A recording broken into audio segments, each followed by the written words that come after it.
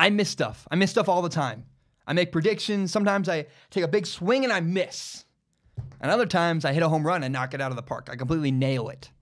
This is my favorite segment. It's called Zac Is A Genius. It's where I make fun of myself because I'm not a genius all the time. I often get things wrong.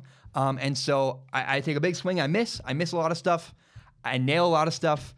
This is Zac Is A Genius. My biggest miss right now is Eli Manning.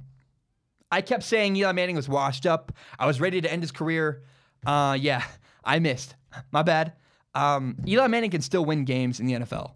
He just isn't getting the help he deserves. I missed on Eli Manning all preseason. I bashed him. I said he wasn't right. He couldn't win games. I was wrong. It's not Eli Manning. It's the Giants. And that is the thing I nailed. That leads me to what I nailed, which is I nailed the New York Giants. They are not very good. I hate to say it. Hey, Giants fans, I told you so. And I'm sorry. I'm gonna lower my voice. It's disappointing. I had a Giants fan apologize to me. And I wasn't mad. I wasn't vindicated. I felt bad. Because I don't root against anybody. And I know how the reason why Giants fans are so mad at me when I said they were a bad team is because I know Giants fans come from a place of emotion. They love the Giants. They're passionate about the Giants. I don't want to offend Giants fans. I'm not trying to be mean to you guys. I knew they were a bad team, and they are. It's really sad. Eli Manning's been sacked 8 times in 2 weeks. Saquon Barkley averaged 2.5 yards a carry on Sunday against the Giants, against the Cowboys, and the offensive line is simply not looking very good for the Giants. I'm sorry to report. I know Giants fans, can we hug it out? I'm sorry, guys. It's rough, but the Giants aren't very good. And Eli Manning actually is capable of winning games, and in spite of that, the Giants still aren't very good. So, Giants fans, I feel for you. I'm sorry, but your team isn't very good.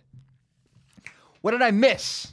Another big miss of mine has been Blake Bortles. I have been a Blake Bortles doubter all offseason, and guess what? 2 weeks into the season, Blake Bortles looks like he's figured it out. Makes me look like I completely missed. I whiffed. He shredded the Patriots on Sunday, and if Blake Bortles keeps it up, Blake Bortles is going to take the Jaguars to the Super Bowl. Now, I nailed it on Malcolm Butler. The Patriots let Malcolm Butler go, their former cornerback in free agency, and the Titans signed Malcolm Butler to a 5-year deal worth $61 million. I said that the Titans massively overpaid for him. Oh, I nailed it. I was right. So far this season, statistically, Malcolm Butler is the worst corner in the entire NFL. He's been targeted 17 times in the last 2 weeks. He's given up a league worst 257 yards when quarterbacks threw at him. And Malcolm Butler has also given up a league worst 3 touchdowns when the ball has been thrown in his direction. Shocking development. This is going to surprise everybody. Again, shocking development. Guess what? Bill Belichick is a genius. Hello? I said it when it happened. I said that Bill Belichick only gets rid of guys when they're done. When it's either they're done or they're very close to done. Bill Belichick got this one right. He won. He nailed it too. Everyone was so mad when Malcolm Butler didn't play in the Super Bowl. Oh, it's going to make a huge impact. The reason why the Patriots lost the Super Bowl is Malcolm Butler didn't play. Clearly Malcolm Butler isn't very good. So, I don't know. Just saying. Malcolm Butler, he made one big interception in the Super Bowl against the Seahawks, and suddenly our perception jumped so high, and we like, oh, Malcolm Butler, he's like a Hall of Fame corner. He's so good. He had one play. He played all right for the Patriots for a couple years, but he had one play that we elevated him to a level above where he really is. Malcolm Butler is a struggling corner. Bill Belichick didn't bring him back, and the Titans massively overpaid for him. I nailed that one. Now I missed on Ryan Fitzpatrick. I said after week 1 that lightning doesn't strike twice. I said, Ryan Fitzpatrick had 5 touchdowns week 1 against the Saints, and I said that will not happen again. Guess what? It happened again. He dominated the Eagles in week 2. In 2 weeks in the NFL, in the 2018 NFL season, Ryan Fitzpatrick has thrown for 819 yards, 8 touchdowns. He has a 78.7% completion percentage. It's unheard of. And weirdly enough, I think Ryan Fitzpatrick is going to keep it going. I missed on Ryan Fitzpatrick. Now, the last thing I nailed has been Baker Mayfield. The attitude of the Cleveland Browns towards Baker Mayfield. I said all along, the Browns have unhelpful expectations. It was my big concern about the Browns before the season started. And I said that if the Browns didn't start incredibly, if they didn't go 2-0, 3-0, 4-0, 4-1, I said that if the Browns don't have a great start, Cleveland is going to panic. They're going to freak out, they're going to panic, and they're going to start Baker Mayfield too early. Well, the Browns tied the Steelers in week 1, and they lost by a field goal to the Saints.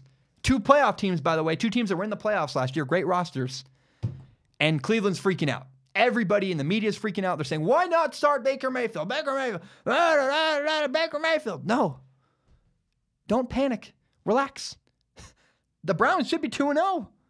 Yet people are already panicking, freaking out, ready to make Baker Mayfield the starter. Tyrod Taylor's playing good. He's got you in position to win games. You just need a kicker to hit some kicks. Nobody should panic about Baker Mayfield. I called it. I told you. I nailed it. I said the Browns are going to panic and play Baker Mayfield too early. It's looking like that's about to happen. It shouldn't, but everyone's getting emotional and panicking in Cleveland. That was Zac Is A Genius. It's my favorite segment. Again, sometimes I swing and I miss. Sometimes I hit home runs and I'm right. So that is what it is. I nail it or I miss.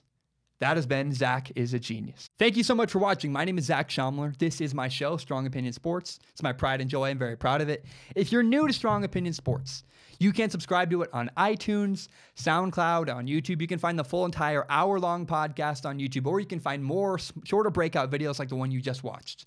And if you like what I had to say, maybe you hate what I had to say, share this with your friends. Share it on Facebook, Twitter, Instagram, whatever it is. Help me grow Strong Opinion Sports by telling your friends about the show. My name is Zach Schaumler. Have a great day.